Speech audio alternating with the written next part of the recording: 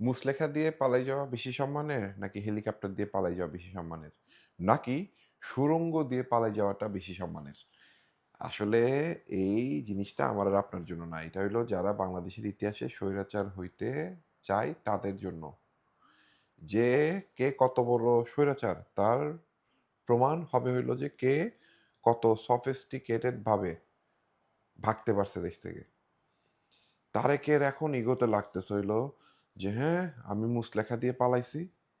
এটা কোনো কথা হইতে পারে? হাসিনা তো হেলিকপ্টার দিয়ে পালাইছে। সো আমার আরো বড় স্বৈরাচার হইতে হবে যাতে আমি গোপনে পালাই যেতে পারি।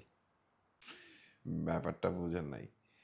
তারেক যখন ভাগবে, আমাদের বিপ্লবটা যখন কমপ্লিট হবে, তারেকের জন্য তো এয়ার স্পেস খোলা থাকবে না। ও উড়ে পালাইতে পারবে না।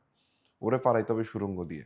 যে ভুল আমরা ২৪-এ করছি ওই ভুল কিন্তু আর হবে না। তো তারেকের জন্য রিকমেন্ডেশন হলো যে, ইঞ্জিনিয়ার তারেক তুমি একটা কাজ করো। তুমি ইন্ডিয়ার সাথে বিভিন্ন দিকে গুহা খুলো। ইন্ডিয়ার সাথে তো লাইন দিছো, গুহা খুলো। বিভিন্ন গুহা বানাও। ওই গুহা দিয়ে তুমি ফালাও। তোমার জন্য এটা সবচেয়ে সম্মানজনক স্বৈরাচার হিসাবে এক্সিট হবে। তুমি সেরা হয়ে যাবা। গুহা দিয়ে ফালাইছো।